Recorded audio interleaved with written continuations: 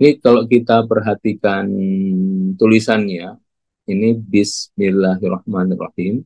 Kalau sesuai dengan kajian bahasa Arab, ba dengan ism itu biasanya ada alif ya.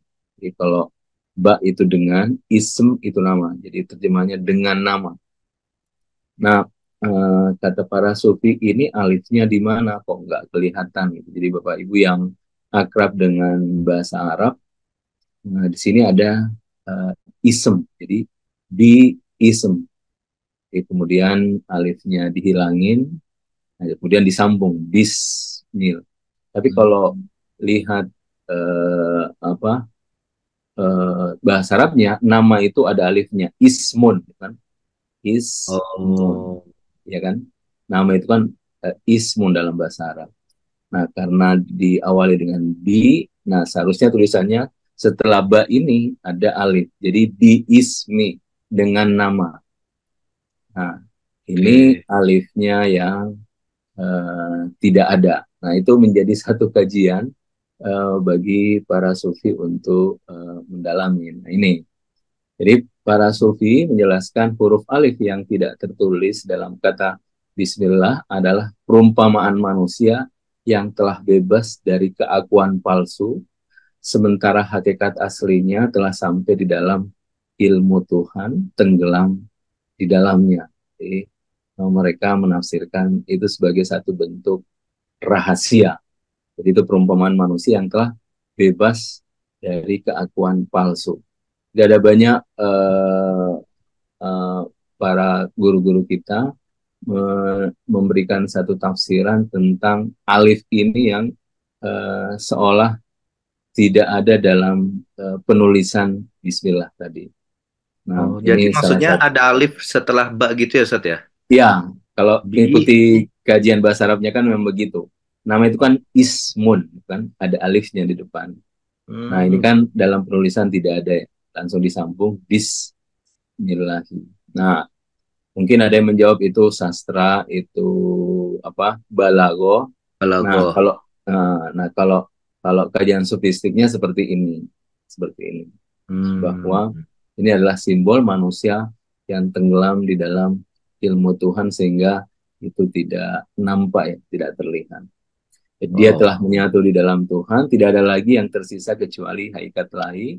Dia telah fana di dalam wujud ilahi. Jadi makanya di sini diawali bahwa kita ini punya dua keakuan ya. Ada aku yang palsu, ada aku yang sejati. Aku yang palsu itu yang sering kita tampilkan di luar. Saya ini penulis, saya ini apa pembicara, saya ini kerja di sini, saya ini pejabat, saya ini. Nah, itu adalah aku-aku yang palsu yang tidak bersama dengan kesejatian diri kita yang tidak akan kita bawa sampai di akhirat nanti kan.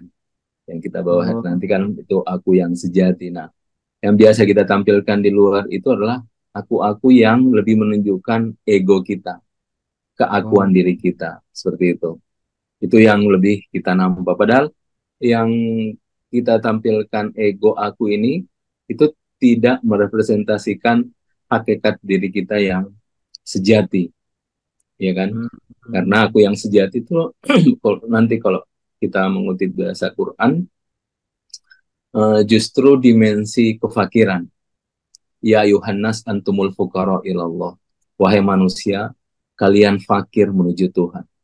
Jadi sebenarnya menurut para sufi, eksistensi manusia yang sejati itu justru kefakiran. Dan Tuhan mengajak manusia itu justru dimensi fakirnya. Ya Yuhannas antumul fuqara ilallah. Wahai manusia, kalian fakir menuju Tuhan. Kalau kita membawa ego, kita tidak akan dipanggil Tuhan. Kalau kita menunjukkan keakuan diri kita tidak akan dipanggil Tuhan. Yang dipanggil Tuhan itu justru dimensi kefakiran. Ya Yuhannas antumul fuqara ilallah. Wahai manusia, kalian fakir menuju Tuhan. Jadi eh, kalau kita justru merepresentasikan diri yang fakir, itulah pada saat itulah kita diajak oleh Allah Subhanahu wa Ta'ala, kita dipanggil oleh Tuhan. Gitu.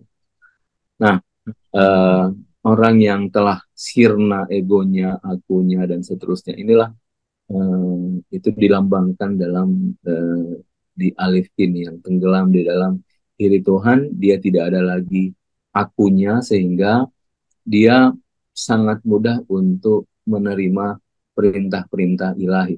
Kalau kita kan disuruh tahajud, mungkin ya Tuhan saya masih mau tidur gitu kan. Jadi akunya masih menentang. Disuruh ini sholat tepat waktu Tuhan, saya masih mau ini gitu kan.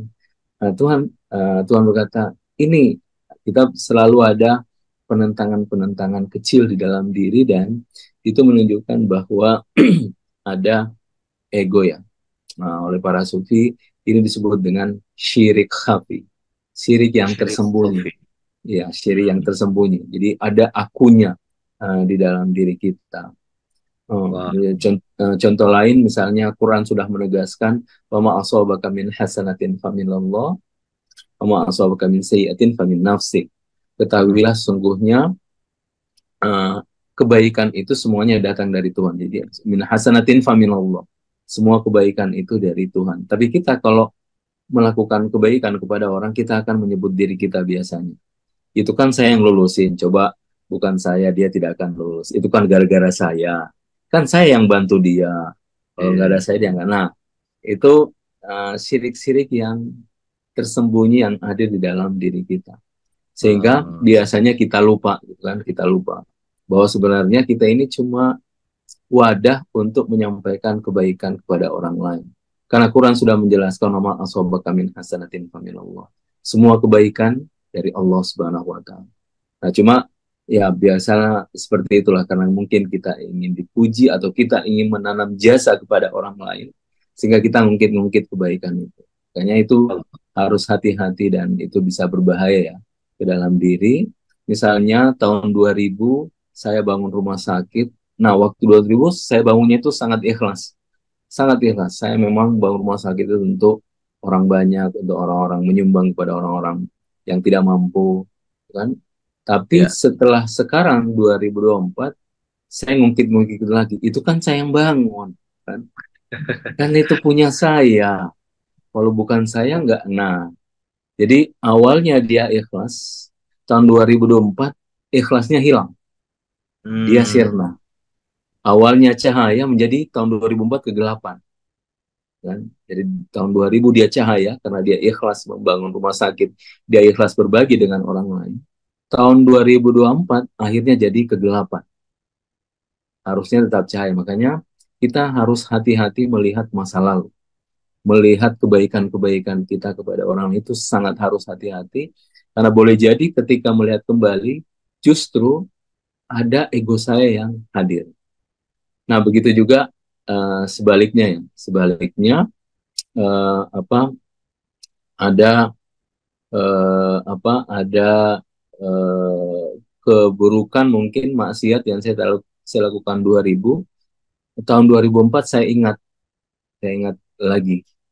Oh, akhirnya 2004 saya istighfar, Tuhan maafkan tahun 2000 ini saya begini pada orang lain. Saya pernah mencaci si fulan dan seterusnya. Jadi saya ingat saya istighfar kepada Tuhan. Jadi tahun hmm, 2000 dia awalnya kegelapan, hmm. 2024 menjadi cahaya. Begitu juga. Oke. Nah, itu berkat melihat masa lalu. Jadi melihat masa lalu itu hati-hati, yang bisa yang positif bisa yang negatif juga bisa positif. Nah, jadi kalau melihat kebaikan yang sudah kita kerjakan itu harus hati-hati. Makanya kita justru kalau bisa introspeksi, melihat apa yang telah kita lakukan masa lalu. Kalau kita pernah buat berbaik, kita harus bersyukur. Tuhan, terima kasih saya dengan berkat taufik dan hidayahmu saya bisa membantu si fulan. Kan.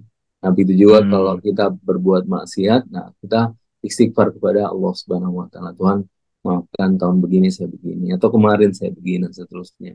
Jadi awalnya kegelapan menjadi cahaya. Makanya dalam Al-Qur'an yubadiluna sayyiatin hasanat.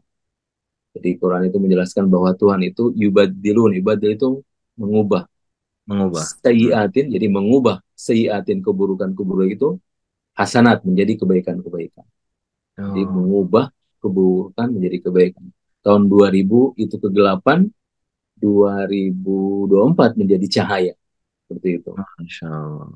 Makanya kalau kita gabungkan dengan ayat Al-Quran yang lain yang menjelaskan wa ya'mal misqala dzarratin sarra yarah khairan yarah, ayat Quran, bahwa tidak ada satupun yang sebenarnya yang hilang di dalam diri kita yang kita lakukan, baik itu kebaikan maupun keburukan. Kebaikan akan kita lihat, keburukan pun akan, dua-duanya akan kita lihat di hari nanti. Jadi tidak ada yang lepas. Nah, cuma karena Tuhan Sattar yang maha menutupi aib-aib, yang kalau tahun 2000 itu kegelapan akan terlihat cahaya oleh orang lain. Hanya Tuhan yang tahu bahwa tahun 2000 si Fulan berbuat ini, tapi karena dia bertobat, Tuhan membungkusnya itu dengan cahaya. Makanya dalam Al-Quran, "Baidilun sayyi'atin hasanat." Seperti Tuhan mengubah keburukan itu menjadi kebaikan. Seperti itu. Nah, ini salah satu makna pentingnya untuk kita sedari dini menyadari bahwa kita di hadapan Tuhan itu tidak punya apa-apa. Allah kita ini fakir. Nah, ini penting untuk kita selalu mengingat, untuk kita itu perlahan-lahan kita mengikis ego-ego kita, mengikis keakuan kita. Kita ini, apalagi di zaman sekarang ini kan medsos, kita butuh like dari orang lain. Kita butuh like, butuh pujian, dan seterusnya. Nah, itu jangan sampai itu justru mengakar, akhirnya perlahan-lahan kita lupa terhadap hakikat diri kita sebagai fakir. Ya ayuhan nas antumul fuqara ilallah. Wahai manusia, kalian fakir menuju Allah Subhanahu wa taala. Nah, ini salah satu bait Rumi yang menjelaskan tentang huruf alif tadi.